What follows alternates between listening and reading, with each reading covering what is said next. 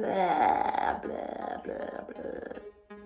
Hey you guys, welcome to my channel. My name is Danielle Abache. I am a licensed cosmetologist, a mom, a dog mom, among many other things. I'm still working on my intro here. Thank you for joining me. I hope that you find this video helpful. If you do, give me a thumbs up. Be sure to subscribe. I am joined by my pupper Kobe. I was just about to do my hair, so I thought I would do a quick get ready with me. I had already thought of like all these notes about 10 things that your hairstylist wishes that you knew, so I thought let me just do my hair and talk at the same time.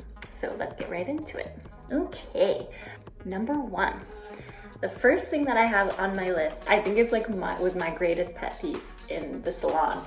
Your head angle. I need all of you to be aware of the fact that hairstylists work on angles and geometry and all that stuff so much. So whether it's cutting or foiling, we're trying to create lines that are like either parallel to the floor or a certain angle from the floor or things like that. So if you are in the chair and you're holding your phone and you've got your head down like this, it throws me off. I have to move my body position like this so that my angle matches your head position. So it's always best to just keep your head straight. I know a lot of stylists will say, don't be on your phone while you're at your hair appointment. I never minded when clients were on their phones or even if they needed to take a phone call, as long as it didn't interfere with what I was doing, because you just have to remember that we are on a time crunch. So that is my tip number one. All right, moving right along. Tip number two. Some of you are gonna be so relieved to hear you don't always have to try and talk. You don't have to feel awkward if things are quiet. Yes, we're hairstylists. Yes, we love to talk to people and we really do care about our clients and what's going on in their lives and all of that stuff.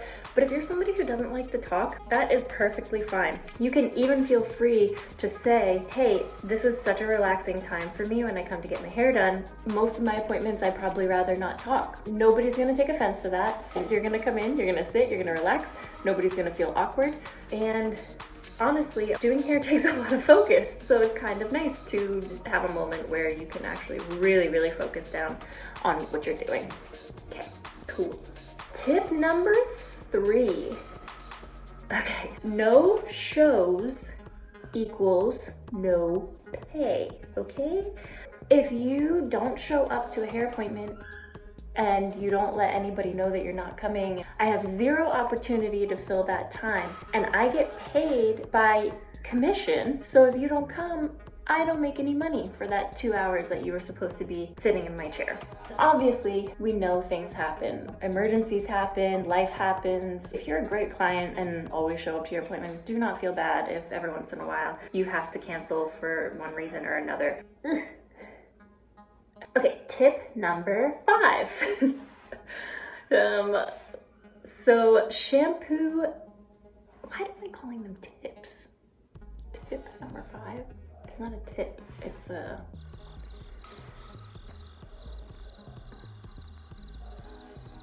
I don't know, I guess I'll just keep calling them tips. Tip number 5. So shampoo etiquette. We as hairstylists will talk about the people that have their eyes open at the shampoo bowl. So if it's like a bowl where I'm standing behind you and you're there like looking up at me, it's just awkward when your eyeballs, like you have eyeballs up staring at you. And the other thing is, we know that your shampoo and scalp massage feels good, but it's also very awkward if you moan and make weird noises while I'm shampooing your head. Okay. All right, so tip number, shoot, did I call that one number 5? Because that was number 4. I'm a hot mess. Okay, so tip number 5 is, there's this myth out there that hairstylists hate when you bring in a picture. It's not true. We hate when you bring in a picture and think that you're gonna look just like J-Lo when you leave. That's the only reason we might hate a picture. We love pictures if you come in and tell us, yeah, I found these 3 pictures of the type of brunette I want and this one picture of what I don't want. It's so helpful when we're trying to get an idea of what you actually really would like. The reality is we all speak different languages. You guys talk in terms of brown or blonde or black, like those are the options. And for us, we've got 12 different options in like the lightness and darkness scale. So it's nice to see a picture because what you might consider blonde, I'm considering a level 8, you know? Okay, now, that being said, oh, I wasn't gonna use a flat iron for this part. I wanted to do little curlies. That being said, what am I trying to say? The internet is great for pictures, and we're glad that you bring them in. Something that can be a little bit frustrating, say you follow a hairstylist Instagram and you see a technique that she or he uses to do a certain thing, and then you come in and you want that certain thing, you tell me you have to pick up the top hair and do this and put that there. The reality is hairstylists have their own kind of special way of producing the same result. So come in with your picture by all means, but the technique that your stylist is going to use may not be what you saw online, and that's okay. Next tip. Tip number 6, I think. We want you to know that we're not out to get you. We care about you and your hair. 2 things that come to mind, but there might be more. And if you think of them, comment down below and let me know. But the 2 things that come to mind that people get defensive about when they go to the hair salon is, first of all, you think that we're gonna cut all your hair off, which sometimes we probably do. And if we do, it's because your hair really, really needs it. Now, that should be spoken about beforehand in your consultation, and everybody should be in agreement that that's gonna happen. We just want you to have nice hair, and if it's not nice, it's, yes, an urge to like get the not nice off. And then the other thing is selling hair product. And the reality in that is that we don't actually make a whole lot of money when it comes to selling product as stylists, which means that we actually really just believe in the product, and it really would be the best thing for your hair. All right, next tip here. Be honest about your hair history. So if I ask you if you have colored your hair, have you colored your hair in the last year? No. Oh, okay. Go to put lightener on it and it comes up and it's not coming up. It won't budge. It won't budge. It's looking orange. Why is it doing this? I can't figure it out. She doesn't have any color on her hair. I'm going bonkers. And then I come back and I say, are you sure you don't have any color on your hair? Say, well, I did color it like 6 months ago, but it's not there anymore because you can't see it. So because you can't see it, you think it's not there anymore. The color molecules are still there and they're going to cause trouble. What are you doing, Kobe? You're handsome. You're a handsome puppy. You know that? You're handsome.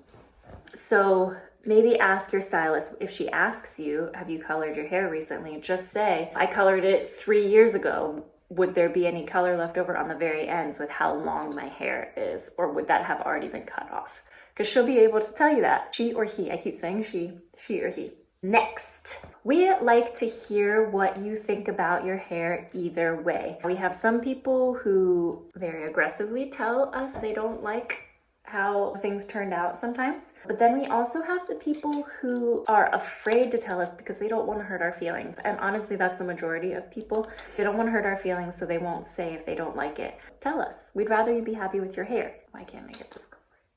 The last thing I want to bring up, I don't know that all stylists are going to agree with me, but I do feel like this is kind of where the hair industry has gone. In days past, it used to be that there was really high competition between stylists, like, oh, you took my client, blah, blah, blah, that kind of thing. But these days, you find a lot more non-compete salons. Most stylists are going to feel like if you're not happy with what I'm doing and I'm not producing the right result for you, I don't mind if you want to try somebody else. But we don't want to tell you that, because if we tell you that, then it looks like we don't want to do your hair. And also we're not 100% sure if you are happy or not, because some people are harder to read than others. So it's kind of on you as the client to be like, hey, next time, can I try so-and-so? I feel like I like the way that she does haircuts, or I feel like we could really click because we both have dogs and we could talk about that. More times than not, the stylist is not going to be offended because she's been feeling it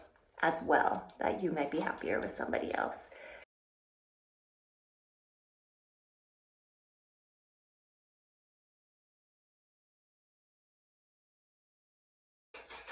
Kobe, you're gonna sneeze. Got my texture spray, got my hair spray. Sorry, Kobe, sorry. But for the record, I was here first. All right, you guys, that is it for today. I hope you enjoyed this video. If you did, go ahead and give me a thumbs up and click the subscribe button if you would like to see more videos like this. And don't forget to also hit the bell so you can be notified every time something new comes out. My name is Danielle Abache, and I will see you next time. Bye.